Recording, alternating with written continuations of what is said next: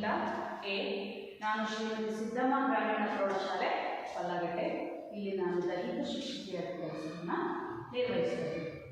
ನಾನಿವತ್ತು ನಿಮಗೆ ಯಾವುದರಲ್ಲಿ ಆರೋಗ್ಯ ಶಿಕ್ಷಣದಲ್ಲಿ ಬರುವಂತಹ ಪ್ರಥಮ ಚಿಕಿತ್ಸೆಯ ಬಗ್ಗೆ ನಾನು ಇವತ್ತು ತಿಳಿಸ್ಕೊಡ್ತೀನಿ. ಆರೋಗ್ಯ ಶಿಕ್ಷಣದಲ್ಲಿ ಬರುವಂತಹ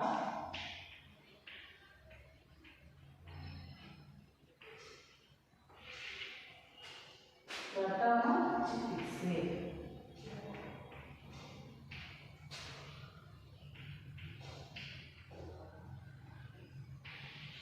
ಪ್ರಥಮ ಚಿಕಿತ್ಸೆ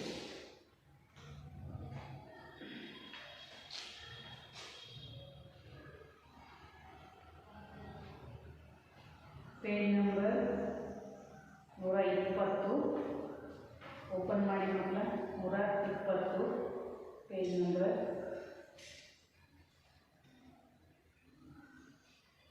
ಅದರಲ್ಲಿ ಅಧ್ಯಾಯ 11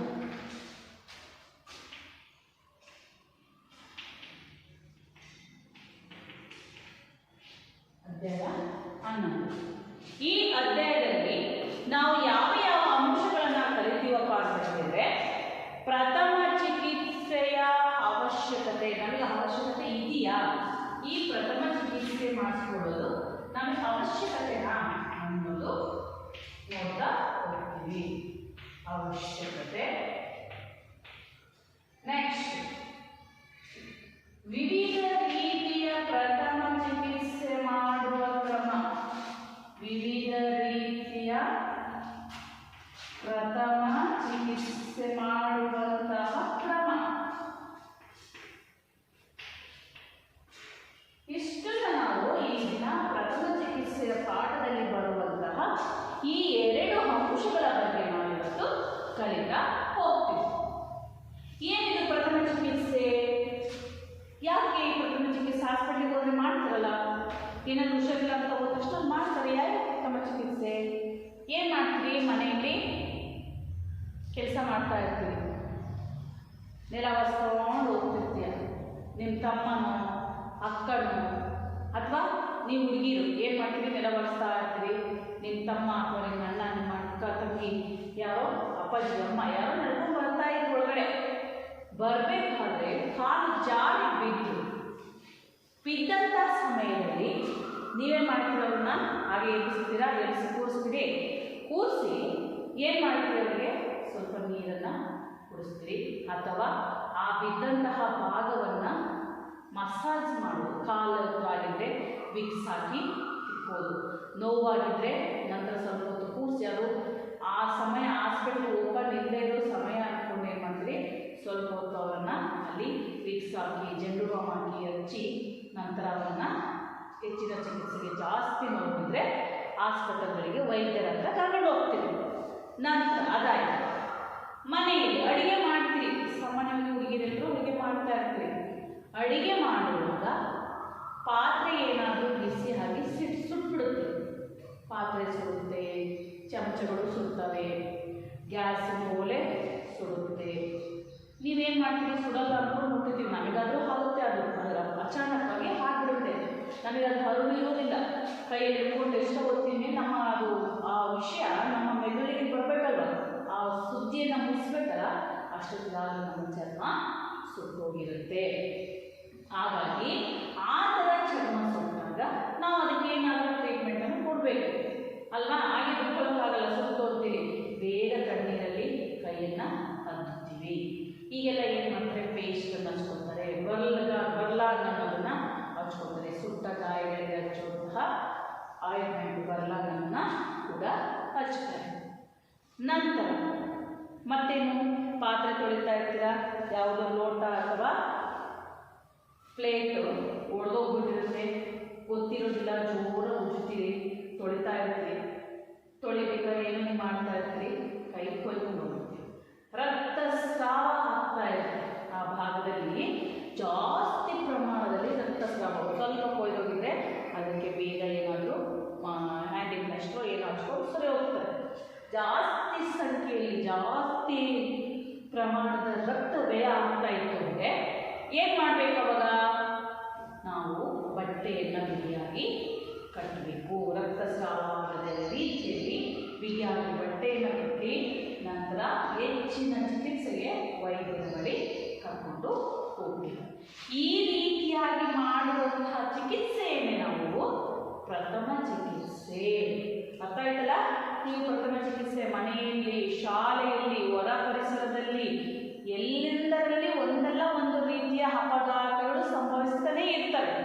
ಸಂಭವಿಸ್ತವೆ ಇಲ್ವೋ? ಸಂಭವಿಸ್ತಾ ಇರ್ತವೆ.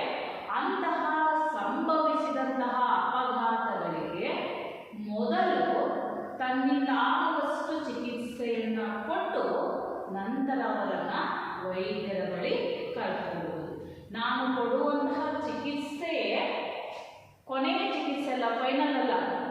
ಅದನ್ನು ನಾವು ಆಗಿನ ಆಗಿನ ಗಾಯವನ್ನು ಸ್ವಲ್ಪ ರಕ್ತಸ್ರಾವವನ್ನು ಸ್ವಲ್ಪ ಮಟ್ಟಿಗೆ ಕಡಿಮೆ ಮಾಡುವುದಷ್ಟೇ, ಪೂರ್ತಿ ಪ್ರಮಾಣದಲ್ಲಿ ಕಡಿಮೆ ಮಾಡೋದಕ್ಕೆ ಆಗುವುದಿಲ್ಲ.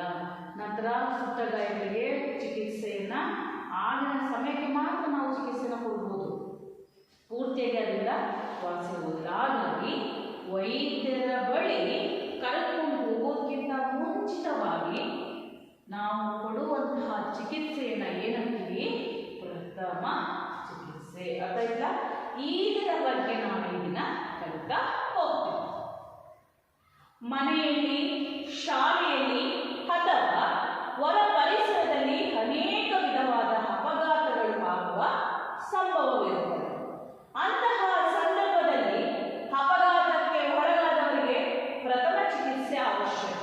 ಇಲ್ಲಿ ಮನೆಯಲ್ಲಾಗಿರ್ಬೋದು, ಶಾಲೆಯಲ್ಲಾಗಿರ್ಬೋದು ಅಥವಾ ಹೊರ ಪರಿಸರದಲ್ಲಿ ಎಲ್ಲಾದರೂ ಅಲ್ಲಿ ಹೋಗ್ತಾ ಇರ್ತೀರಿ, ಬರ್ತಾ ಇರ್ತೀರಿ, ಮನೆಯಲ್ಲಿ ಏನಾದರೂ ಕೆಲಸ ಮಾಡ್ತಾ ಇರ್ತೀರಿ, ಶಾಲೆಯಲ್ಲಿ ಕೂಡ ಅಷ್ಟೇ ಆಟ ಆಡ್ತಾ ಇರ್ತೀರಿ.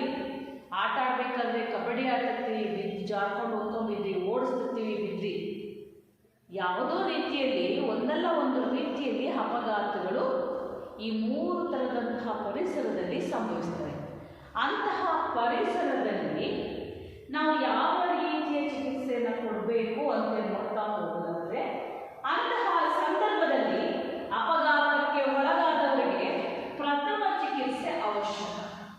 ಬೀಳ್ತಾರೆ, ತಲೆ ಸುತ್ತ ಬಂದು ಬೀಳ್ತಾರೆ, ಪ್ರೇಯರ್ ಮಾಡ್ತಾ ಇರ್ತೀವಿ, ತಲೆ ಸುತ್ತ ಬಂದು ಬಿಡ್ತಾರೆ, ಬಿದ್ದಾಗ ಬೀಳಿ ಅಂತ ನಿಂತ್ಕೊಳ್ಳೋಕ್ಕಾಗಲ್ಲ. ಯಾಕೆಂದರೆ ನಾವು ಬೇಗನೆ ಆ ಥರ ಯಾರಾದರೂ ಅಪಘಾತಕ್ಕೆ ಒಳಗಾದವ್ರನ್ನ ಬೇಗ ಇಟ್ಕೊಂಡು ಹೋಗಿ ತಲೆ ಸುತ್ತ ಬಂದು ಬೀಳ್ತೀವಿ, ಅವರಿಗೆ ನೀರನ್ನು ಹೊಡಿತೀವಿ, ನೀರನ್ನು ಕುಡಿಸ್ತೀವಿ, ಗಾಳಿ ಬರೋ ರೀತಿಯಾಗಿ ಅವ್ರನ್ನ ಮಲಗಿಸ್ಕೋತೀವಿ, ಗಾಳಿಯನ್ನು ಬೀರ್ತೀವಿ, ನಂತರ ಅವರನ್ನು ಆಸ್ಪತ್ರೆಗೆ ಕರ್ಕೊಂಡು ಹೋಗ್ತೀವಿ.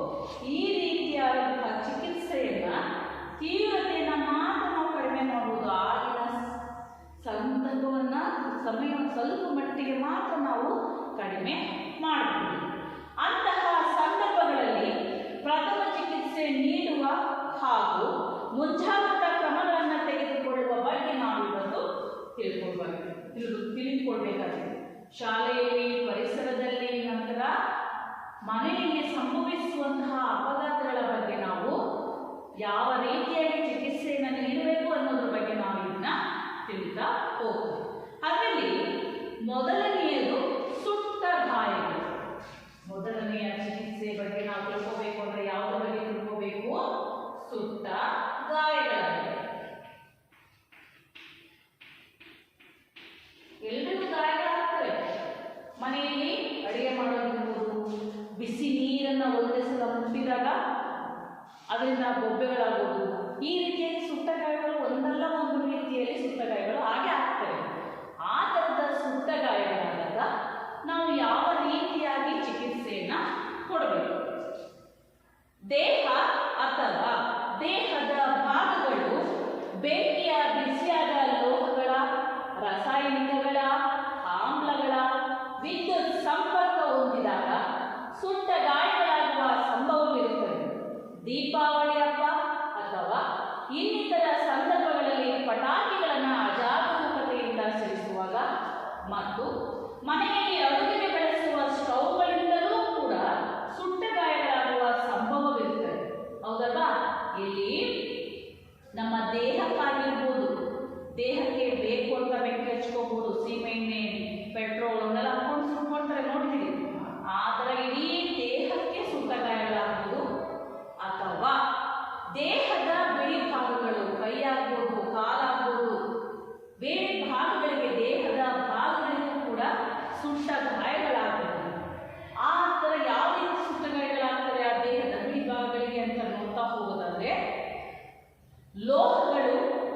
ಬಿಸಿಯಾದ ಲೋಹಗಳನ್ನು ಮುಟ್ಟಿದಾಗ, ಬಿಸಿಯಾದ ವಸ್ತುಗಳನ್ನು, ಪಾತ್ರೆಗಳನ್ನು ಮುಟ್ಟಿದಾಗ, ನಂತರ ರಾಸಾಯನಿಕಗಳ, ಆಮ್ಲಗಳ, ನಂತರ ವಿದ್ಯುತ್ ಸಂಪರ್ಕ, ಕರೆಂಟ್ ಶಾಕ್ ಹೊಡೆದಾಗ ಇಷ್ಟು ಕೂಡ ಸುಟ್ಟ ಗಾಯಗಳಾಗುವ ಸಂಭವ ಇರುತ್ತವೆ. ದೀಪಾವಳಿ ಹಬ್ಬದಲ್ಲಿ ಪಟಾಕಿಯನ್ನು ಹಚ್ಚುವಾಗ, ಅಜಾಗರೂಕತೆಯಿಂದ ಪಟಾಕಿಗಳನ್ನು ಸಿಡಿಸುವಾಗ, ಬಿಡ ಇದೆಲ್ಲ ಏನು ಪಟಾಕಿ, ನಾನು ಎಂತೆಂಥ ಅಟಮ್ ಬಾಂಬ್ ಎಲ್ಲ ಸಿಡಿಸಿದ್ದೀನಿ ಅಂದ್ಕೊಂಡು ಏನು ಮಾಡ್ತಾರೆ, ಅಜಾಗರೂಕತೆಯಿಂದ ಪಟಾಕಿಗೆ ಬೆಂಕಿಯನ್ನು ಹಚ್ಚೋದಕ್ಕೆ ಹೋಗ್ತಾರೆ. ಅದು ಏನು ಮಾಡುತ್ತೆ, ಒಂದೇ ಸಲ ಜೋರಾಗಿ ಬೇಗನೆ ಹತ್ಕೊಂಡು ಸಿಡಿದಾಗ ಅವರ ಕಿವಿಗೆ, ಕಣ್ಣಿಗೆ ಅಥವಾ ಕೈ ಕಾಲುಗಳನ್ನೇ ಕಳ್ಕೊಳ್ಳುವಂತಹ ನೋಡಿದ್ವಿ. ಕಣ್ಣುಗಳನ್ನು ಕಳ್ಕೊಂಡಿದ್ದಾರೆ, ಕಿವಿಗಳನ್ನು ಕಳ್ಕೊಂಡಿದ್ದಾರೆ, ದೇಹದ ಕೆಲವು ಭಾಗಗಳನ್ನು ಕೂಡ ಕಳ್ಕೊಂಡಿರೋದನ್ನು ನೋಡಿದ್ವಿ. ಹಾಗಾಗಿ ಪಟಾಕಿಗಳಿಂದ ಇರ್ಬೋದು, ಸ್ಟವ್ಗಳಿಂದ, ಮನೆಯಲ್ಲಿ ಮಾಡುವಂತಹ ಅಡುಗೆಯ ಸ್ಟವ್ಗಳಿಂದಲೂ ಕೂಡ ನಾವು ಅದೇ ಥರ ಅಡುಗೆ ಮಾಡಿರ್ತೀವಿ, ನೋಡೋದಿಲ್ಲ, ಕೈ ಇಟ್ಬಿಡ್ತೀವಿ. ಆ ಸ್ಟವ್ವಿನ ಒಲೆಯಿಂದ ನಮ್ಮ ಕೈಗೆ ಸುಟ್ಟ ಗಾಯಗಳಾಗುವ ಚಾನ್ಸಸ್ ಇರುತ್ತೆ. ನಂತರ ಆಮ್ಲಗಳು, ನಂತರ ಬಿಸಿಯಾದ ಲೋಹಗಳು, ವಿದ್ಯುತ್ ಸಂಪರ್ಕ, ಪಟಾಕಿಗಳನ್ನು ಹಚ್ಚುವಾಗ, ಅಜಾಗರೂಕತೆಯಿಂದ ಪಟಾಕಿಗಳನ್ನು ಸಿಡಿಸುವಾಗ ನಮಗೆ ಅನೇಕ ರೀತಿಯಾದಂತಹ ಬೆಂಕಿಯಿಂದ ನಮಗೆ ಬಿಸಿಯಾದ ಯಾವುದೋ ಸುಟ್ಟ ಗಾಯಗಳಾಗುವಂತಹ ಸಂಭವ ಇರುತ್ತೆ. ಕೆಲವು ಸಾರಿ ಸುಟ್ಟ ಗಾಯಗಳಿಂದ ಅಂಗನ್ಯೂನ್ಯತೆ ಅಥವಾ ತೀವ್ರ ಗಾಯಗಳಿಂದ ಸಾವು ಸಹ ಉಂಟಾಗಬಹುದು. ಈ ಥರದ ಸುಟ್ಟ ಗಾಯಗಳಿಂದ ಏನಾಗುತ್ತೆ, ನಾವು ಮಾಡುವಂತಹ ಅಜಾಗರೂಕತೆಯಿಂದ ಅಂಗನ್ಯೂನ್ಯತೆ, ಅಂಗಾಂಗಗಳನ್ನೇ ಕೂಡ ಕಳ್ಕೊಂಡಿದ್ದಾರೆ. ಕೈಗಳನ್ನು, ಕಾಲುಗಳನ್ನು, ಕಣ್ಣುಗಳನ್ನು, ಈ ರೀತಿಯಾಗಿ ಅಂಗಗಳನ್ನು ಕೂಡ ಕಳ್ಕೊಳ್ಳುವಂತಹ ಚಾನ್ಸಸ್ ಇರುತ್ತೆ. ಹಾಗಾಗಿ ಈ ರೀತಿಯ ಸುಟ್ಟ ಗಾಯಗಳಿಂದ ಅಂಗನ್ಯೂನ್ಯತೆ ಅಥವಾ ತೀವ್ರ ಗಾಯಗಳಿಂದ ಸಾವು ಸಹ ಸಂಭವಿಸಬಹುದು. ಅಂಗನ್ಯೂನ್ಯತೆ ಜೊತೆಗೆ ತೀವ್ರ ಗಾಯದಿಂದ ಸಾವು ಸಹ, ಆ ಬೆಂಕಿ ಸುಟ್ಟ ಗಾಯಗಳಿಂದ ಅವರನ್ನ ಉಳಿಸ್ಕೊಳ್ಳೋಕ್ಕಾಗೋದಿಲ್ಲ. ಎಷ್ಟೋ ಜನ ಬೇಕು ಅಂತ ಎಣ್ಣೆ ಸುಟ್ಕೊಂಡು ಬೆಂಕಿ ಹಚ್ಕೊತಾರೆ, ನಂತರ ಕರೆಂಟ್ ಕೊಟ್ಟು ಸತ್ತೋಗ್ಬಿಡ್ತಾರೆ. ಇನ್ನೇನು ಅರ್ಧ ಜೀವ ಇರುತ್ತೆ, ಹಾಸ್ಪಿಟ್ಲಿಗೆ ಕರ್ಕೊಂಡು ಹೋಗ್ತಾರೆ, ಅಷ್ಟೊಂದು ಸತ್ತೋಗ್ತಾರೆ. ಈ ರೀತಿಯಾಗಿ ಜೀವವನ್ನು ಕಳ್ಕೋಬಹುದು, ಅಂಗನ್ಯೂನ್ಯತೆಯನ್ನು ಕೂಡ ಉಂಟಾಗಬಹುದು. ಹಾಗಾಗಿ ನಾವು ಇಷ್ಟು ವಸ್ತುಗಳ ಜೊತೆ ನಾವು ತುಂಬ ಜಾಗರೂಕತೆಯಿಂದ ನಡ್ಕೋಬೇಕಾಗುತ್ತೆ. ಕರೆಂಟಿನಿಂದ ದೂರ ಇರಬೇಕು. ಕರೆಂಟ್ ಜೊತೆ ಆಟ ಆಡಕ್ಕೆ ಹೋಗ್ತಾರೆ, ಕರೆಂಟನ್ನು ಎಲ್ಲ ಬಲ್ಲೋ ಥರ ಅದನ್ನು ರಿಪೇರಿ ಮಾಡೋಕ್ಕೆ ಹೋಗೋದು, ಏನೋ ಒಂದು ಕೆಲಸ ಮಾಡೋದಕ್ಕೆ ಹೋಗ್ತಾರೆ. ಪಟಾಕಿಗಳನ್ನು ಕೂಡ ಅಷ್ಟೇ ಅಜಾಗರೂಕತೆಯಿಂದ ಮನಸ್ಸೆಲ್ಲೋ ಇಟ್ಕೊಂಡು ಅದರ ಯಾತ್ರ ನೋಡಿಕೊಂಡು ಪಟಾಕಿಗಳನ್ನು ಸಿಡಿಸೋದು. ಮನೆಯಲ್ಲಿ ಅಡುಗೆ ಮಾಡಬೇಕಾದ್ರೂ ಅಷ್ಟೇ ಎಲ್ಲವೂ ವ್ಯಾಸ ಇಟ್ಕೊಂಡು ಪಾತ್ರೆಗಳನ್ನು ಮುಟ್ಟೋದು. ಈ ರೀತಿಯಾಗಿ ಕೆಲವು ವಸ್ತುಗಳಿಂದ ನಮಗೆ ತುಂಬ ಅಗಾಧವಾಗಿರುವಂತಹ ದುಷ್ಪರಿಣಾಮ ಬೀರುವಂತಹ ರೀತಿಯಲ್ಲಿ ನಮಗೆ ಈ ಸುಟ್ಟ ಗಾಯಗಳು ಆಗ್ತವೆ. ನಾವು ಅದಕ್ಕೆ ಉಪಚಾರವನ್ನು ಯಾವ ರೀತಿ ಮಾಡಬೇಕು, ಟ್ರೀಟ್ಮೆಂಟನ್ನು ಮೊದಲು. ಈಗ ನನಗೇನು ಗೊತ್ತಿಲ್ಲ, ಸುಟ್ಟ ಮನೆಯಲ್ಲಿ ನಮ್ಮ ಪಾತ್ರೆ ಸುಡುತ್ತೆ, ಒಲೆ ಉರಿಸ್ತಾ ಇರ್ತೀವಿ, ಅದಕ್ಕೆ ಕಟ್ಟಿಗೆ ಬೆಂಕಿ ಇಲ್ಲ ಅಂದ್ಕೊಂಡು ಒಲೆ ಚಾಚೋದಕ್ಕೆ ಹೋಗ್ತೀವಿ, ಅದರಲ್ಲಿ ಬೆಂಕಿ ಇರುತ್ತೆ. ಒಂದೇ ಸಲ ಕೈಯನ್ನು ಅಪ್ಪ ಅಮ್ಮ ಅಂತ ತೆಗೆದು ಬಿಡ್ತೀವಿ, ಅದರಲ್ಲಿ ಕೆಂಡ ಇರುತ್ತೆ, ಅದು ನಮ್ಮ ಗಾಯಕ್ಕೆ ಬಿಸಿಯಾದ ಹವೆಯಿಂದ ಕೂಡ ಬೊಬ್ಬೆಗಳು ಉಂಟಾಗ್ತವೆ. ಹಾಗಾಗಿ ನಾವು ಈ ಥರ ಆದಾಗ ನಾವು ಯಾವ ರೀತಿಯಾದಂತಹ ಚಿಕಿತ್ಸೆಯನ್ನು, ಟ್ರೀಟ್ಮೆಂಟನ್ನು ಕೊಡಬಹುದು ಅಂತ ನೋಡ್ತಾ ಹೋಗೋದಾದ್ರೆ, ಸುಟ್ಟ ಭಾಗವನ್ನು ಕಾಳಜಿಯಿಂದ ಉಪಚರಿಸಬೇಕು. ಅದು ಮುಟ್ಟಿಸಲು ಉರಿತಾ ಇರುತ್ತೆ. ಅದು ಸುಟ್ಟ ಗಾಯ ಆಗಿರುವಂತಹ ಭಾಗ ತುಂಬ ಉರಿಯಿಂದ ಕೂಡಿರುತ್ತೆ. ಆಗ ನಾವು ಅದನ್ನು ಏನು ಮಾಡಬೇಕು, ತುಂಬ ಹುಷಾರಾಗಿ ಕಾಳಜಿಯಿಂದ ಅದನ್ನು ಉಪಚರಿಸಬೇಕು. ಬಟ್ಟೆಗೆ ಬೆಂಕಿ ಬಿದ್ದಾಗ ಕಾವಲಿಯಿಂದ ಓಡಾಡಬೇಕು. ಏನು ಅಚಾನಕ್ಕಾಗಿ ದೀಪದಿಂದಲೋ ಒಲೆಯಿಂದಲೋ ಏನಾಗುತ್ತೆ, ನಾವು ಹಾಕಿಕೊಂಡಿರುವಂತಹ ಬಟ್ಟೆಗೆ ಬೆಂಕಿ ಹತ್ಕೊಂಡ್ಬಿಡುತ್ತೆ. ಅವಾಗ ಏನು ಮಾಡಬೇಕು, ಅಯ್ಯೋ ನನ್ನ ಬಟ್ಟೆ ಬೆಂಕಿ ಬಿತ್ತು, ಅಯ್ಯೋ ನನ್ನ ಬಟ್ಟೆ ಬೆಂಕಿ ಬಿತ್ತು ಅಂತೇಳಿ ಹೊರಗಿಂದ ಒಳಗೆ, ಒಳಗಿಂದ ಹೊರಗೆ ಓಡಾಡಬಾರ್ದು. ಏನು ಮಾಡಬೇಕು, ವ್ಯಕ್ತಿಯನ್ನು ಆ ರೀತಿಯಾಗಿ ನನ್ನ ಸಹೋದರ, ಸಹೋದರಿ, ಅಪ್ಪ, ಅಮ್ಮ, ಯಾರಿಗೋ ಮನೆಯಲ್ಲಿರೋಂಥದ್ದು ಯಾರಿಗೋ ಬೆಂಕಿ ಹತ್ಕೊಂಡ್ಬಿಟ್ಟಿದೆ, ನನಗೆ ಹತ್ಕೊಂಡ್ಬಿಟ್ಟಿದೆ. ಅವಾಗ ಏನು ಮಾಡಬೇಕು, ನಾನು ಆ ಕಡೆ ಓಡಾಡಬಾರ್ದು. ಏನು ಮಾಡಬೇಕು, ಅಂಗಾತ ಮಲಗಿಸಿ ಉರುಳಾಡಬೇಕು, ಮಲ್ಕೊಂಡು ಉರುಳಾಡಬೇಕು. ಆಗ ಬೆಂಕಿ ನಂಬುತ್ತೆ. ನೋಡಿ, ಮನೆಯಲ್ಲಿ ಯಾವುದಾದ್ರೂ ಒಂದು ಬಟ್ಟೆಗೆ ಬೆಂಕಿ ಹತ್ತೀವಿ, ಒಲೆ ಮೇಲೆ ಅಡುಗೆ ಮಾಡ್ತಾ ಇರ್ತೀವಿ, ಗ್ಯಾಸ್ ಒಲೆ ಮೇಲೆ ಅಡುಗೆ ಮಾಡ್ತಾ ಇರ್ತೀವಿ, ಮಸೆರ್ಗೆ ಅಂತೇಳಿ ಮಾಡ್ಕೊತೀವಿ, ಅದನ್ನು ಮುಟ್ಟೋದಿಕ್ಕೆ ಅಂತೇಳಿ. ಆ ಬಟ್ಟೆಗೆ ಏನಾದರೂ ಬೆಂಕಿ ಹತ್ತಿರುತ್ತೆ, ನಾವೇನು ಮಾಡ್ತೀವಿ, ಅದನ್ನ ಉರಿಯೋದಕ್ಕೆ ಹಂಗೆ ಬಿಡ್ತೀವ? ಇಲ್ಲ, ಅದನ್ನು ಕೆಳಗೆ ಮಾಡಿ ಅದನ್ನು ಅದು ಪ್ರೆಸ್ ಮಾಡ್ತೀವಿ. ಈ ರೀತಿಯಾಗಿ ಈ ಭಾಗಕ್ಕೆ ಏನು ಬೆಂಕಿ ಹತ್ತಿದೆ ಅಂದರೆ ಅದನ್ನೇನು ಮಾಡ್ತೀವಿ, ಈ ರೀತಿ ಕೆಳಗೆ ಭಾಗ ಮಾಡಿ ಅದನ್ನು ಅದುತ್ತೀವಿ. ಆಗ ಏನಾಗುತ್ತೆ, ಅದು ಬೆಂಕಿ ನಂದುತ್ತೆ. ಆ ರೀತಿಯಾಗಿ ನಾವು ಬೆಂಕಿ ಬಿದ್ದವರನ್ನ ಅಥವಾ ಬೆಂಕಿ ಬಿದ್ದರೆ ಏನು ಮಾಡಬೇಕು, ಅಂಗಾತ ಮಲಗಿ ಆ ಕಡೆಯಿಂದ ಈ ಕಡೆ, ಈ ಕಡೆಯಿಂದ ಆ ಕಡೆ ಉರುಳಾಡಬೇಕು. ಸನಿಹದಲ್ಲಿ ಇರುವವರು ವ್ಯಕ್ತಿಯನ್ನ ದಪ್ಪನೆಯ ಬಟ್ಟೆ ಅಥವಾ ಕಂಬಳಿಯಿಂದ ಸುತ್ತಿ ನೆಲದ ಮೇಲೆ ಹೊರಳಾಡಿಸಬೇಕು. ಏನು, ನಮಗಿದ್ರೆ ನಾವೇ ಅಕ್ಕಿ ಕಡೆ ಹೊರಳಾಡಬೇಕು, ಅಥವಾ ನಾನು ಬೇರೆಯವರಿಗೆ ಬಿದ್ದಿತ್ತು ಅಂತ ಹೇಳಿದ್ರೆ ಏನು ಮಾಡಬೇಕು, ಕಂಬಳಿ ಅಥವಾ ದಪ್ಪನೆಯ ಬಟ್ಟೆಯನ್ನು ಅವರ ಮೇಲೆ ಹಾಕಿ ಅವರನ್ನು ನೆಲದ ಮೇಲೆ ಉರುಳಾಡಿಸಬೇಕು. ಏನು ಮಾಡಬೇಕು, ಬೆಂಕಿ ಹತ್ತಿರುತ್ತೆ, ಬಟ್ಟೆ ಸಮೇತ ಬೆಂಕಿ ಹತ್ಕೊಂಡ್ಬಿಟ್ಟಿರುತ್ತೆ. ಆಗ ಆ ರೀತಿ ಬಟ್ಟೆ ಸಮೇತ ಬೆಂಕಿ ಹತ್ಕೊಂಡ್ಬಿಟ್ಟಿದ್ರೆ ಏನು ಮಾಡಬೇಕು, ಬೆಂಕಿಗೆ ತಗುಲಿದ ಬಟ್ಟೆಯನ್ನ ಜಾಗರೂಕತೆಯಿಂದ ದೇಹದಿಂದ ಬೇರ್ಪಡಿಸಬೇಕು. ಬೆಂಕಿಗೆ ತಗುಲಿದಂತಹ ಬಟ್ಟೆಯನ್ನು ಏನು ಮಾಡಬೇಕು, ಹಂಗೆ ಇದನ್ನು ಕೀಳು ಹಾದು ಏನು ಮಾಡಬೇಕು, ತುಂಬ ಹುಷಾರಾಗಿ ಜಾಗರೂಕತೆಯಿಂದ ಬಿಡಿಸಬೇಕು ಉಪಚಾರವನ್ನು. ಬೆಂಕಿಗೆ ಬಿದ್ದ ಬಟ್ಟೆಯನ್ನ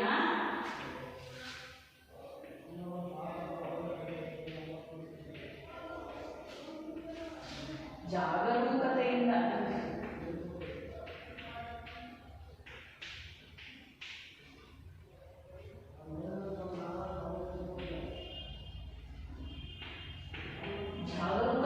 ಬಿಡಿಸಬೇಕು. ಅವು ಅಂಟಿಕೊಂಡಿದ್ದಲ್ಲಿ ಕತ್ತರಿಸಿ ತೆಗಬೇಕು. ದೇಹದ ಯಾವುದೋ ಭಾಗಕ್ಕೆ, ಇಲ್ಲಿ ಯಾವುದೋ ಭಾಗಕ್ಕೆ ಬೆಂಕಿ ಹತ್ತಿಬಿಟ್ಟಿದೆ. ಈಗ ಈ ಬಟ್ಟೆ ಆ ಚರ್ಮಕ್ಕೆ ಅಂಟ್ಕೊಂಡ್ಬಿಟ್ಟಿದೆ, ಚರ್ಮ ಇಟ್ಕೊಂಡ್ಬಿಟ್ಟಿದೆ ಆ ಬಟ್ಟೆನ. ಹಾಗಂತೇಳಿ ನಾವು ಹಿಡಿದು ಕೀಳ್ಬಾರ್ದು. ಏನು ಮಾಡಬೇಕು, ತುಂಬ ಜಾಗರೂಕತೆಯಿಂದ ಆ ಚರ್ಮಕ್ಕೆ ಹತ್ತಿರುವಂತಹ ಬಟ್ಟೆಯನ್ನು ಬಿಡಿಸೋದಕ್ಕೆ ಟ್ರೈ ಮಾಡಬೇಕು. ಅದು ಬಿಡ್ತಾ ಇಲ್ಲ ಅಂತಂದರೆ ಯಾವ ಭಾಗಕ್ಕೆ ಗಾಯ ಆಗಿದೆಯೋ ಆ ಭಾಗವನ್ನು ಹಾಗೇ ಬಿಟ್ಟು ಏನು ಮಾಡಬೇಕು, ಬೇರೆ ಕಡೆ ಇರುವಂತಹ ಬಟ್ಟೆಯನ್ನು ನಾವು ಕತ್ತರಿಸಿ ತೆಗಿಬೇಕು. ಯಾವ ಭಾಗದಲ್ಲಿ ಬೆಂಕಿ ಬಿದ್ದು ಬಟ್ಟೆಗೆ ಬೆಂಕಿ ಹತ್ಕೊಂಡಿರುತ್ತೋ, ಚರ್ಮಕ್ಕೆ ಅಂಟ್ಕೊಂಡಿರುತ್ತೋ ಅದನ್ನು ಆ ಭಾಗವನ್ನು ಮಾತ್ರ ಬಿಟ್ಟು ಉಳಿದ ಕಡೆ ಆ ಬಟ್ಟೆಯನ್ನು ಕತ್ತರಿಸಿ ತೆಗಿಬೇಕು. ಗಾಯದಿಂದ ಉಂಟಾದ ಬೊಬ್ಬೆಗಳನ್ನು ಸೀಳಬಾರದು. ಎಲ್ಲೋ ಕೈಗೋ ಕಾಲಿಗೋ ಎಲ್ಲೋ ಬೊಬ್ಬೆ ಆಗ್ಬಿಟ್ಟಿದೆ, ಏನಾಗಿದೆ, ಗುಳ್ಳೆಗಳಾಗ್ಬಿಟ್ಟಿದ್ದಾವೆ. ಆ ಗುಳ್ಳೆಗಳನ್ನ ಏನು ಮಾಡಬೇಕು, ಬೇಕು ಅಂತ ಪಿನ್ನಾಗಿ ಚುಚ್ಕೊಂಡು ಓಪನ್ ಮಾಡ್ಕೊಳ್ಳೋದು. ಅದು ನೀರು ತುಂಬ್ಕೊಂಡ್ಬಿಟ್ಟಿರುತ್ತೆ, ಬೊಬ್ಬೆ ಏನಾಗುತ್ತೆ, ನೀರು ತುಂಬ್ಕೊಂಡಾಗಿರ್ತವೆ. ಇನ್ನೊಂದು ಥರ ಬೊಬ್ಬೆ ಆಗುತ್ತೆ. ಬಿಗಿಯಾದ ವಸ್ತುಗಳನ್ನು ಹಿಡ್ಕೊಂಡು ನಾವು ಕೆಲಸವನ್ನು ಮಾಡಿದಾಗ ಅಭ್ಯಾಸ ಇರೋದಿಲ್ಲ. ಏನು, ಹೊಲಗಳಲ್ಲಿ ಕುರ್ಚಿಗೆ ಹಿಡ್ಕೊಂಡು ಬಿಗಿಯಾಗಿ ಕೆಲಸ ಮಾಡ್ತಾರೆ, ಅಥವಾ ಸಲ್ಗಿ ಇಟ್ಕೊಂಡು ಕೆಲಸ ಮಾಡ್ತಾರೆ, ಬೊಬ್ಬೆಗಳು ಬಂದ್ಬಿಡುತ್ತೆ. ಆ ಥರದ ಬೊಬ್ಬೆಗಳು ಕೂಡ ಏನಾಗುತ್ತೆ, ಅವನ್ನ ಬೇಕು ಅಂತ ನಾವು ಸೀಳಬಾರ್ದು. ಅವನ್ನ ನಿಧಾನವಾಗಿ ಆ ಬೊಬ್ಬೆಗಳನ್ನು ನಾವು ಬೇಕು ಅಂತಲೇ ಸೀಳೋಕ್ಕೆ ಹೋಗಬಾರ್ದು. ಸಣ್ಣ ಪುಟ್ಟ ಗಾಯಗಳಾಗಿದ್ದರೆ ತಕ್ಷಣವೇ ತಣ್ಣೀರಿನಿಂದ ತೊಳೆಯಬೇಕು. ಚಿಕ್ಕ ಚಿಕ್ಕ ಸುಟ್ಟು ಗಾಯಗಳಾದ ತಕ್ಷಣ ನಮಗದು ಯಾರೇನು ಹೇಳ್ಬಿಟ್ರೆ ಬೇಗ ತಂದಿರೋ ಕೈ ಇಟ್ಕೊಳ್ತೀವಿ. ಆ ಥರನಾದಂತಹ ಸಣ್ಣ ಪುಟ್ಟ ಗಾಯಗಳೇನಾಗಬೇಕಾದ್ರೆ, ಈ ಬೆಂಕಿಯಿಂದ ಸುಟ್ಟಂತಹ ಗಾಯಗಳೇನಾದರೂ ಆಯಿತು ಅಂತ ಹೇಳಿದ್ರೆ ಅವನ್ನ ಏನು ಮಾಡಬೇಕು, ನಾವು ಮೊದಲು ತಣ್ಣೀರಿನಲ್ಲಿ ಆ ಸುಟ್ಟ ಭಾಗವನ್ನು ಏನು ಮಾಡಬೇಕು, ನೀರಿನಲ್ಲಿ ಅದ್ಬೇಕು. ಕೈಗೆ ಕಾಲಿಗೆಲ್ಲ ಸುಟ್ಬಿಡುತ್ತೆ, ಕೆಟ್ಟ ಸಿಡಿಯುತ್ತೆ. ಆಗ ನಾವು ಆ ಸುಟ್ಟಂತಹ ಭಾಗವನ್ನು ತಣ್ಣೀರಿನಲ್ಲಿ ಅದ್ಬೇಕು. ನಂತರ ಗಾಯಕ್ಕೆ ಸೋಡಿಯಂ ಬೈಕಾರ್ಬೋನೇಟ್ ದ್ರಾವಣವನ್ನು ನಯವಾಗಿ ಲೇಪಿಸಬೇಕು. ಆಮೇಲೆ ಆಗಿರುವಂತಹ ಗಾಯಕ್ಕೆ ನಾವು ಮೇಲೆ ಏನು ನಾನು ಹೇಳಿದೆ ಅವಾಗಲೇ ವರ್ನಾಲಿನಂತಹ ಸುಟ್ಟಂತಹ ಗಾಯಗಳಿಗೆ ಹಚ್ಚಬೇಕು. ಈಗೆಲ್ಲ ಪೇಸ್ಟ್ ಮಾಡ್ತಾರೆ. ಆ ರೀತಿಯಾಗಿ ಯಾವುದಾದ್ರೂ ಸುಟ್ಟ ಗಾಯಗಳಾದಾಗ ಅದನ್ನು ಲೇಪಿಸಿದಾಗ ಏನಾಗುತ್ತೆ, ತಣ್ಣಗೆ ಆಗುತ್ತೆ, ಉರಿಯೋದು ಕಡಿಮೆ ಆಗುತ್ತೆ. ಗಾಯಗಳಿಗೆ ಮುಲಾಮನ್ನು ನವಿರಾಗಿ ಗಾಯ ಮಾಡಿಸುವವರೆಗೆ ಹಚ್ಚಬೇಕು. ಏನು, ಪದೇ ಪದೇ ಆಟ ಹಚ್ಕೊಂಡು ಉಜ್ಜದಲ್ಲ. ಏನು ಮಾಡಬೇಕು, ತುಂಬ ಸೂಕ್ಷ್ಮವಾಗಿ ಆ ಆಗಿರುವಂತಹ ಗಾಯದ ಮೇಲೆ, ಸುಟ್ಟಂತಹ ಗಾಯದ ಮೇಲೆ ಅದಕ್ಕೆ ಹಚ್ಚುವಂತಹ ಔಷಧಿಯನ್ನು ಏನು ಮಾಡಬೇಕು, ಮುಲಾಮನ್ನ ತುಂಬ ನಯವಾಗಿ ಆ ಸುಟ್ಟಂತಹ ಭಾಗಕ್ಕೆ ಹಚ್ಚಬೇಕು. ಅಪಘಾತಕ್ಕೆ ಒಳಗಾದ ವ್ಯಕ್ತಿಯು ನಿಶ್ಶಕ್ತನಾಗಿದ್ದರೆ, ಈ ರೀತಿಯಾಗಿ ಸುಟ್ಟ ಗಾಯಗಳಾಗಿ ಜಾಸ್ತಿ ಸಂಖ್ಯೆಯಲ್ಲಿ ನೋಡಿ, ಕರೆಂಟ್ ಶಾಕ್ ಹೊಡೆದಿರುತ್ತೆ, ಅವನು ಎದ್ಕೊಂಡ್ಬಿಟ್ಟಿರ್ತಾನೆ, ಅವನಿಗೆ ಏನು ಮಾಡಬೇಕು ಅನ್ನೋದೇ ಗೊತ್ತಿರೋದಿಲ್ಲ. ಆ ರೀತಿಯಾಗಿ ಅವನಿಗೆ ನಿಶ್ಶಕ್ತನಾಗಿದ್ದರೆ, ಸುಟ್ಟ ಗಾಯಗಳಿಂದ ಆ ವ್ಯಕ್ತಿ ಏನಾದರೂ ತುಂಬ ನಿಶ್ಶಕ್ತನಾಗಿದ್ದರೆ ಅವರನ್ನು ಏನು ಮಾಡಬೇಕು, ಬಿಸಿ ಪಾನೀಯವನ್ನು ಕೊಡಿಸಬೇಕು. ಆ ರೀತಿ ಗಾಯಕ್ಕೆ ಒಳಗಾದಂತಹ ವ್ಯಕ್ತಿಗೆ ನಾವು ಬಿಸಿ ಪಾನೀಯವನ್ನು ಕುಡಿಸೋದ್ರ ಮೂಲಕ ಅವನಿಗೆ ಧೈರ್ಯವನ್ನು ತುಂಬಬೇಕು. ಈ ರೀತಿಯಾಗಿ ನಾವು ಉಪಚಾರವನ್ನು ಮಾಡ್ತೀವಿ. ಏನು, ಬೊಬ್ಬೆಗಳನ್ನು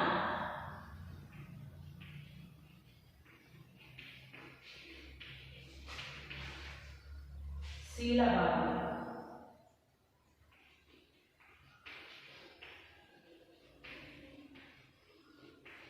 ನೆಕ್ಸ್ಟ್, ತಣ್ಣೀರಿನಿಂದ ತೊಳೆಯಬೇಕು.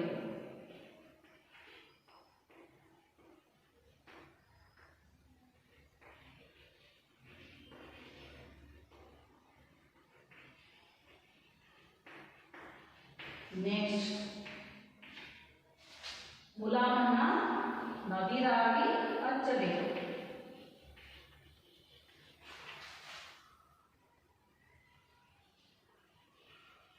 ನವಿರಾಗಿ ಅಂದರೆ ನಿಧಾನ. ನೆಕ್ಸ್ಟ್, ನಿಶ್ಶಕ್ತನಾಗಿದ್ದರೆ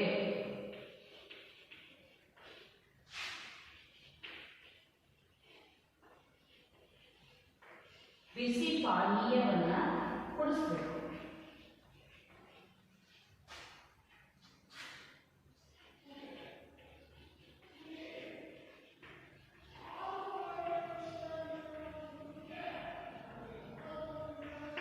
ಬಿಸಿ ಪಾನೀಯವನ್ನು ಕೊಡಿಸಬೇಕು. ಈ ರೀತಿಯಾಗಿ ಸುಟ್ಟ ಗಾಯಗಳು ಆಗಿರುವಂತಹ ವ್ಯಕ್ತಿಗೆ ನಾವು ನೀಡುವಂತಹ ಚಿಕಿತ್ಸೆ. ಮನೆಯಲ್ಲಿ ಬಿಸಿಯಾದ ಲೋಹಗಳು, ಆಮ್ಲಗಳಿಂದ, ನಂತರ ವಿದ್ಯುತ್ತಿನಿಂದ, ನಾವು ಸಿಡಿಸುವಂತಹ ಪಟಾಕಿಯಿಂದ, ಯಾವುದಾದ್ರೂ ಗ್ಯಾರೇಜ್ಗಳಲ್ಲಿ ಕೆಲಸ ಮಾಡ್ತಾ ಇರ್ತಾರೆ ಅಲ್ಲಿ ಮಾಡುವಂತಹ ಬಿಸಿ ವಸ್ತುಗಳಿಂದ, ಯಾವುದಾದ್ರೂ ಕೂಡ ಒಂದು ವಸ್ತು ಬಿಸಿಯಾದ ಲೋಹಗಳಿಂದ ನಮಗೆ ಸುಟ್ಟ ಗಾಯಗಳಾಗುತ್ತವೆ. ಆ ರೀತಿಯಾಗಿ ಸುಟ್ಟ ಗಾಯಗಳಾಗಿರುವಂತಹ ಸಂದರ್ಭದಲ್ಲಿ ನಾವೇನು ಮಾಡ್ತೀವಿ, ನಮ್ಮ ದೇಹಕ್ಕೆ ಅಥವಾ ದೇಹದ ಕೆಲವು ಭಾಗಗಳಿಗೆ ನಮಗೆ ಈ ಸುಟ್ಟ ಗಾಯಗಳಾಗಿ ಅಂಗನ್ಯೂನತೆಯೂ ಕೂಡ ಉಂಟಾಗುವುದು.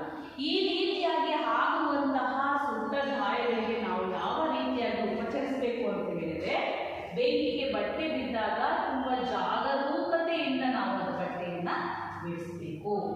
ಬೊಬ್ಬೆಗಳನ್ನು ಏನು ಮಾಡೋದು, ಪಿನ್ ಹಾಕಿ ಚುಚ್ಚೋದು ಅಥವಾ ಬ್ಲೇಡ್ ಹಾಕಿ ಕೊಯ್ಯೋದು ಈ ರೀತಿಯಾಗಿ ಮಾಡಬಾರ್ದು. ತುಂಬ ಹುಷಾರಾಗಿ ಅದಕ್ಕೆ ಮುಲಾಮು ಹಚ್ಚೋದು, ನವಿರಾಗಿ ಅದಕ್ಕೆ ಸವರೋದನ್ನು ಮಾಡಬೇಕು. ತಣ್ಣೀರಿನಿಂದ ತೊಳೆಯಬೇಕು. ಮೊದಲು ಆ ಸುಟ್ಟ ಭಾಗವನ್ನು ನಾವು ತಣ್ಣೀರು ಹಾಕಿ, ಅದನ್ನು ಫಸ್ಟ್ ಉರಿತಾ ಇರುತ್ತೆ ಆ ಭಾಗವನ್ನು ತಣ್ಣೀರು ಹಾಕೋದ್ರ ಮೂಲಕ ತಂಪನ್ನು ಮಾಡಬೇಕು. ಆ ವ್ಯಕ್ತಿ ಸುಟ್ಟ ಗಾಯ ಆಗಿರುವಂತಹ ವ್ಯಕ್ತಿಗೆ ಗಾಬರಿಯಲ್ಲಿ ಅವರಿಗೆ ಏನು ಮಾಡೋದಕ್ಕೂ ಭಯ ಆಗ್ತಾ ಇರುತ್ತೆ. ಆ ರೀತಿಗೆ ಅವರಿಗೆ ನಿಶ್ಶಕ್ತನಾಗಿರ್ತಾನೆ, ಏನು ಒಂದು ಹೆಜ್ಜೆ ಮುಂದಿಡಕ್ಕೂ ಆಗ್ತಾರಲ್ಲ. ಆ ಸಮಯದಲ್ಲಿ ಆ ವ್ಯಕ್ತಿಗೆ ಏನು ಮಾಡಬೇಕು, ಬಿಸಿ ಪಾನೀಯ ಅಂದರೆ ಕಾಫಿ, ಟೀ ಅಥವಾ ಹಾಲು ಈ ರೀತಿಯಾಗಿರುವಂತಹ ಬಿಸಿಯಾಗಿರುವಂತಹ ಪಾನೀಯವನ್ನು ಸುಟ್ಟ ಗಾಯ ಆಗಿರುವಂತಹ ವ್ಯಕ್ತಿಗೆ ನಾವು ಕೊಡಿಸಬೇಕು. ಇಷ್ಟು ಸುಟ್ಟ ಗಾಯಗಳು ಯಾವ ರೀತಿ ಆಗ್ತವೆ, ಆ ಗಾಯಗಳಿಂದ ಆಗುವ ನಮಗೆ ಏನೇನು ಯಾವ ಯಾವ ರೀತಿಯ ತೊಂದರೆಗಳಾಗ್ತವೆ, ಆ ತೊಂದರೆಗೆ ಒಳಗಾದಂತಹ ವ್ಯಕ್ತಿಗೆ ನಾವು ಯಾವ ರೀತಿಯಾದಂತಹ ಚಿಕಿತ್ಸೆಯನ್ನು ಕೊಡಬೇಕು ಅನ್ನೋದ್ರ ಬಗ್ಗೆ ನಾವೀಗ ತಿಳ್ಕೊಂಡ್ವಿ. ನಂತರದ ಪ್ರಥಮ ಚಿಕಿತ್ಸೆನ ಯಾವುದು ಕೊಡ್ಬೋದು ಅಂದರೆ ಪ್ರಜ್ಞೆ ತಪ್ಪಬಹುದು ಅಥವಾ ಮೂರ್ಛೆ ಹೋಗಬಹುದು.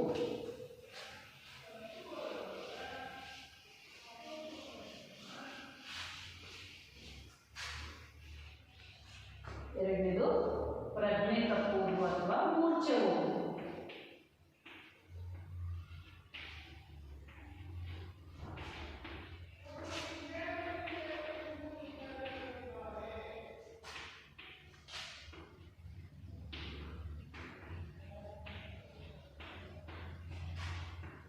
ಮೂರ್ಛೆ ಹೋಗುವುದು ಅಂತ ಹೇಳಿ ಕೂಡ ಕರೀತಾರೆ ಪ್ರಜ್ಞೆ ತಪ್ಪುವುದನ್ನು. ಈ ರೀತಿಯ ಪ್ರಜ್ಞೆ ತಪ್ಪುವುದು ಅಥವಾ ಮೂರ್ಛೆ ಹೋಗುವುದು ಅಂತ ನೋಡ್ತಾ ಹೋಗೋದಾದ್ರೆ ಶರೀರವು ಪ್ರಜ್ಞಾಶಕ್ತಿಯನ್ನ ಕಳೆದುಕೊಂಡಾಗ ಪ್ರಜ್ಞೆ ತಪ್ಪುತ್ತದೆ. ನಮ್ಮ ದೇಹದಲ್ಲಿ ಏನಾದರೂ ಪ್ರಜ್ಞೆ ಇಲ್ಲ ಅಂತೆಲ್ಲ ಬೈತೀವಿ. ಆ ರೀತಿಯಾದಂತಹ ಪ್ರಜ್ಞೆಯನ್ನ ಕಳೆದುಕೊಳ್ಳುವುದನ್ನು ನಾವೇನು ಕರಿತೀವಿ? ಮೂರ್ಛೆ ಹೋಗುವುದು. ದೊಡ್ಡ ಮೆದುಳು ತನ್ನ ಕಾರ್ಯವನ್ನು ನಿಲ್ಲಿಸಿದಾಗ ಉಂಟಾಗುವ ಸ್ಥಿತಿಗೆ, ನಮ್ಮ ದೇಹದಲ್ಲಿ ಏನಿದೆ, ಒಂದು ದೊಡ್ಡ ಮೆದುಳು, ಒಂದು ಸಣ್ಣ ಮೆದುಳಿದೆ. ಆ ದೊಡ್ಡ ಮೆದುಳು ತನ್ನ ಕಾರ್ಯವನ್ನು ಏನಾದರೂ ಮಾಡೋದನ್ನ ನಿಲ್ಲಿಸಿದ್ರೆ ನಮ್ಮ ಚಲನವಲನಗಳು ಸ್ಥಗಿತ ಆಗಿರ್ತವೆ. ಸಣ್ಣ ಮೆದುಳು ಒಳಗಡೆ ಅದು ನಿಧಾನವಾಗಿ ಕೆಲಸವನ್ನ ಮಾಡ್ತಾ ಇರುತ್ತೆ, ಅಂದ್ರೆ ಉಸಿರಾಟ ಆಗ್ತಾ ಇರುತ್ತೆ. ಅದು ಸಣ್ಣ ಮೆದುಳು ಅಂತ ಕರಿತೀವಿ. ದೊಡ್ಡ ಮೆದುಳು ತನ್ನ ಕಾರ್ಯವನ್ನು ನಿಲ್ಲಿಸಿದಾಗ ನಾವು ದೇಹಕ್ಕೆ ಏನೂ ಕೂಡ ಕೆಲಸವನ್ನ ಮಾಡೋದಕ್ಕೆ ಆಗೋದಿಲ್ಲ. ಆ ರೀತಿಯಾಗಿ ಇದ್ದಂತಹ ವ್ಯಕ್ತಿಯು ಪ್ರಜ್ಞೆ ತಪ್ಪಿದಾಗ ನಿದ್ರೆಯಲ್ಲಿರುವಂತೆ ಗೋಚರಿಸಿದರೂ ಸಹ ದೇಹವು ಯಾವುದೇ ರೀತಿಯ ಚಲನೆಯನ್ನ ತೋರ್ಪಡಿಸುವುದಿಲ್ಲ. ಈ ರೀತಿಯಾಗಿ ದೊಡ್ಡ ಮೆದುಳು ತನ್ನ ಕೆಲಸವನ್ನ ನಿಲ್ಲಿಸಿದಾಗ ನಮ್ಮ ದೇಹದ ಯಾವುದೇ ಭಾಗಗಳು ತಮ್ಮ ಕೆಲಸ ಕಾರ್ಯಗಳನ್ನು ನಿರ್ವಹಿಸೋದಕ್ಕೆ ಸಾಧ್ಯ ಇಲ್ಲ. ಅವಾಗ ನಾವು ಅದಕ್ಕೆ ಕಾರಣ ಏನು, ಈ ಮೂರ್ಛೆ ಹೋಗೋದಕ್ಕೆ ಕಾರಣ ಏನಿರುವುದು ಅಂತ ನೋಡ್ತಾ ಸುತ್ತ ಗಾಯಗಳು ನಮ್ಮ ಅಜಾಗರೂಕತೆಯನ್ನು ಸುತ್ಕೋತೀವಿ. ಗೊತ್ತಿಲ್ಲದೇನೆ ಮಿಸ್ ಆಗಿ ಏನು ಮಾಡ್ತೀವಿ, ಪಾತ್ರೆ ಇಟ್ಕೊಂಡು ಹೋಗ್ತೀವಿ. ಕರೆಂಟ್ ಶಾಕ್ ಹೊಡಿಕೆ ಅಂತ ಗೊತ್ತಿರೋದಿಲ್ಲ, ರಿಪೇರಿ ಮಾಡಕ್ಕೆ ಹೋಗ್ತೀವಿ. ನಂತರ ಪಟಾಕಿ ಸಿಡಿಯುತ್ತೆ, ನಮಗೆ ಅದನ್ನ ಏನಾದರೂ ಅನ್ಯೂನ್ಯತೆಗಳು ಆಗ್ತವೆ ಅಂತ ಗೊತ್ತಿರೋದಿಲ್ಲ, ಪಟಾಕಿ ಹಚ್ಚಕ್ಕೆ ಹೋಗ್ತೀವಿ. ಅದು ಆಗುತ್ತೆ ಅಂತ ಗೊತ್ತಿದ್ರೆ ಯಾರು ಹಚ್ಚಕ್ಕೆ ಹೋಗೋದಿಲ್ಲ, ಎಲ್ಲರೂ ಕೂಡ ಆಗೋದಿಲ್ಲ ಅಂತ ಹೇಳಿ ನೋಡಕ್ಕೆ ಹೋಗ್ತಾರೆ. ಅದರಿಂದ ನಮಗೆ ತೊಂದರೆಗಳು ಉಂಟಾಗ್ತವೆ. ಅದೇ ರೀತಿಯಾಗಿ ಈ ಮೂರ್ಛೆ ಅಥವಾ ಪ್ರಜ್ಞೆ ತಪ್ಪುವುದು ಕೂಡ ಯಾವ ರೀತಿಯ ಕಾರಣದಿಂದ ಆಗುತ್ತೆ ಅಂತ ನೋಡ್ತಾ ಹೋಗೋದಾದ್ರೆ, ವ್ಯಕ್ತಿಯು ವಿಷಪ್ರಾಶನ, ವ್ಯಕ್ತಿಗೆ ಏನಾದರೂ ಜೀವನದಲ್ಲಿ ಜಿಗುಪ್ಸೆ ಇರ್ಬೋದು, ಯಾವುದಾದ್ರೂ ಈಗ ಯುವಕರು ಯುವತಿಯರು ಅವ್ರೇನು ಮಾಡ್ತಾರೆ, ಪರೀಕ್ಷೆಯಲ್ಲಿ ಕಡಿಮೆ ಅಂಕಗಳನ್ನು ಪಡ್ಕೊಂಡ್ರು ಅಂತೇಳಿ ಅಥವಾ ಯಾವುದೋ ಒಂದು ಬೇಸರದ ವಿಷಯಕ್ಕೆ ಏನು ಮಾಡ್ತಾರೆ, ವಿಷವನ್ನು ಕುಡಿತಾರೆ. ಅತಿಯಾದ ಮದ್ಯಪಾನ, ಏನು ಸಾರಾಯಿ, ಈ ಥರ ಮದ್ಯಪಾನವನ್ನು ಜಾಸ್ತಿ ಪ್ರಮಾಣದಲ್ಲಿ ಸೇವನೆ ಮಾಡಿ. ನೋಡಿ, ಕುಡಿದಿರೋದು ಅವ್ರಿಗೆ ಏನು ಮಾತಾಡ್ತೀವಿ, ಎಲ್ಲಿದ್ದೀವಿ ಅನ್ನೋದೇ ಎಚ್ಚರ ಇರೋದಿಲ್ಲ. ಆ ರೀತಿಯಾಗಿ ಅತಿಯಾಗಿ ಕಡಿಮೆ ತಗೊಂಡ್ರೆ ಏನಾಗೋದಿಲ್ಲ, ಜಾಸ್ತಿ ಪ್ರಮಾಣದಲ್ಲಿ ಈ ಮದ್ಯಪಾನವನ್ನು ಸೇವನೆ ಮಾಡಿದರೆ ಅವನಿಗೆ ಈ ಪ್ರಜ್ಞಾಸ್ಥಿತಿ, ಎಲ್ಲೆಲ್ಲೋ ಬಸ್ ಸ್ಟ್ಯಾಂಡಲ್ಲಿ ಬಿದ್ದಿರ್ತಾರೆ, ರೋಡ್ ಸೈಡಲ್ಲಿ ಬಿದ್ದಿರ್ತಾರೆ, ಅವರು ಏನು ಅವರಿಗೆ ಎಚ್ಚರನೇ ಇರೋದಿಲ್ಲ, ಎಲ್ಲಿದ್ದೀವಿ, ಏನು ಮಾಡ್ತಾ ಇದ್ದೀವಿ ಅನ್ನೋದು ಕೂಡ ಅವರಿಗೆ ಎಚ್ಚರ ಇರೋದಿಲ್ಲ. ಆ ರೀತಿಯಾಗಿ ಹೆಚ್ಚಿನ ಸಂಖ್ಯೆಯಲ್ಲಿ ಅವರು ಏನು ಮಾಡಿರ್ತಾರೆ, ಜಾಸ್ತಿಯಾಗಿ ಮದ್ಯಪಾನವನ್ನು ಸೇವನೆ ಮಾಡಿರ್ತಾರೆ. ತಲೆಗೆ ತೀವ್ರವಾದ ಹೊಡೆತ, ಆಕ್ಸಿಡೆಂಟ್ಗಳಾಗ್ತವೆ. ಬೈಕಿನಿಂದ ಜೋರಾಗಿ ಬಿದ್ದು ತಲೆ ಹೊಡೆತ ಬಿದ್ದಿರುತ್ತೆ, ಏನಾಗ್ತದೆ, ಜೀವ ಇರುತ್ತೆ, ಆದರೆ ಅವರ ಪ್ರಜ್ಞೆ ತಪ್ಪಿರುತ್ತೆ. ಅವಾಗ ಏನಾಗಿರ್ತದೆ, ತಲೆಗೆ ಬಲವಾದ ಹೊಡೆತ ಬಿದ್ದಿರುತ್ತೆ. ಅಥವಾ ಮೇಲಿನಿಂದ ಕಾಲು ಜಾರಿ ಬಿಡೋದು, ಅಥವಾ ಆಟ ಆಡಬೇಕಾದ್ರೆ ಯಾವುದೋ ಭಾಗಕ್ಕೆ ಹೊಡೆತ, ತಲೆಯ ಭಾಗಕ್ಕೆ ಹೊಡೆತ ಬಿದ್ದು ಪ್ರಜ್ಞೆ ತಪ್ಪೋದು. ನಂತರ ಮಾರಣಾಂತಿಕ ಗಾಯ, ಯಾರಾದರೂ ಬೇಕು ಅಂತಲೇ ಚಾಕುವಿನಿಂದ ಇರಿಯೋದು, ಆ ರಕ್ತದ ಸೋರುವಿಕೆಯಿಂದ ಜಾಸ್ತಿ ಸಂಖ್ಯೆಯಲ್ಲಿ ಅವರ ಪ್ರಜ್ಞೆ ತಪ್ಪೋದಿರುತ್ತೆ. ಅತಿಯಾದ ರಕ್ತಸ್ರಾವದಿಂದ ಮತ್ತು ಬಿಸಿಲಿನ ಝಳದಿಂದ, ಜಾಸ್ತಿ ಹೊತ್ತು ಬಿಸಿಲಲ್ಲಿ ನಿಲ್ಲೋದಕ್ಕೂ ಆಗೋದಿಲ್ಲ, ಆ ಬಿಸಿಲಿನ ಶಾಖದಿಂದ ಪ್ರಜ್ಞೆ ತಪ್ಪೋದು ಕೂಡ ಆಗುತ್ತೆ. ನಂತರ ರಕ್ತಸ್ರಾವದಿಂದ, ನಮ್ಮ ದೇಹದಿಂದ ಜಾಸ್ತಿ ಸಂಖ್ಯೆಯಲ್ಲಿ ರಕ್ತ ಹೊರ ಹೋಗ್ತಾ ಇದೆ ಅಂತ ಹೇಳಿದ್ರೆ, ಯಾವುದಾದ್ರೂ ಗಾಯ ಆಗಿ ಅಥವಾ ಯಾರಾದರೂ ಚಾಕುವಿನಿಂದ ಇರಿದು ಅಥವಾ ಆಕ್ಸಿಡೆಂಟ್ ಆಗಿ, ಈ ಥರದ ಯಾವುದಾದ್ರೂ ಅಜಾಗರೂಕತೆಯಿಂದ ಏನಾಗುತ್ತೆ, ರಕ್ತಸ್ರಾವ ನಮ್ಮ ದೇಹದಿಂದ ಹೊರ ಹೋದಾಗ ಪ್ರಜ್ಞೆಯನ್ನು ಕಳ್ಕೊಳ್ತೀವಿ. ಆಗ ನಮ್ಮ ದೊಡ್ಡ ಮೆದುಳು ತನ್ನ ಕಾರ್ಯವನ್ನು ನಿಲ್ಲಿಸ್ಬಿಟ್ಟಿರುತ್ತೆ. ಅವಾಗ ಏನಾಗುತ್ತೆ, ಜಾಸ್ತಿ ಸಂಖ್ಯೆಯಲ್ಲಿ ನಮಗೆ ಪ್ರಜ್ಞೆ ತಪ್ಪೋದನ್ನ ನೋಡ್ತೀವಿ. ಕೆಲವು ಸಾರಿ ಮೂರ್ಛೆ ರೋಗದಿಂದಲೂ, ಮೂರ್ಛೆಗೆ ಹೋಗಿ ಒಳಗೆ ಹೋಗ್ತಿರ್ತಾರೆ ಅವರು, ಮೂರ್ಛೆ ರೋಗ ಬರ್ತಾ ಇರುತ್ತೆ. ಆ ರೀತಿಯಾದಂತಹ ಮೂರ್ಛೆ ರೋಗದಿಂದಲೂ ಕೂಡ ಪ್ರಜ್ಞಾಹೀನರು ಆಗ್ತಾರೆ. ನಂತರ ಈ ಪ್ರಜ್ಞೆ ತಪ್ಪುವುದು ಅಥವಾ ಮೂರ್ಛೆ ರೋಗಕ್ಕೆ ಯಾವ ಲಕ್ಷಣಗಳನ್ನು ನೋಡ್ತೀವಿ, ಅವರಿಗೆ ಏನೇನು ಲಕ್ಷಣಗಳು ಕಾಣ್ತವೆ ಅನ್ನೋದನ್ನು ನಾವು ಮುಂದಿನ ತರಗತಿಯಲ್ಲಿ ನೋಡ್ತೀವಿ. ಅದರಲ್ಲಿ ನಾವು ತಿಳ್ಕೊಂಡ್ರು ಸುತ್ತ ಗಾಯಗಳು ಮತ್ತು ಪ್ರಜ್ಞೆ ತಪ್ಪುವುದು, ಇಷ್ಟು ನಾನು ಇವತ್ತಿಗೆ ತಿಳಿಸ್ಕೊಟ್ಟಿದ್ದೀನಿ. ಮುಂದಿನ ಭಾಗದಲ್ಲಿ ಈ ಪ್ರಜ್ಞೆ ತಪ್ಪೋದಕ್ಕೆ ಏನೇನು ಲಕ್ಷಣ ಇರ್ತವೆ, ಅವರಿಗೆ ಜಯಿಸಿದವರಿಗೆ ನಂತರ ಅವರಿಗೆ ಯಾವ ರೀತಿ ಉಪಚಾರವನ್ನು ಮಾಡಬೇಕು ಅನ್ನೋದ್ರ ಬಗ್ಗೆ ನಾವು ಮುಂದಿನ ತರಗತಿಯಲ್ಲಿ ನೋಡೋಣ. ಧನ್ಯವಾದಗಳು.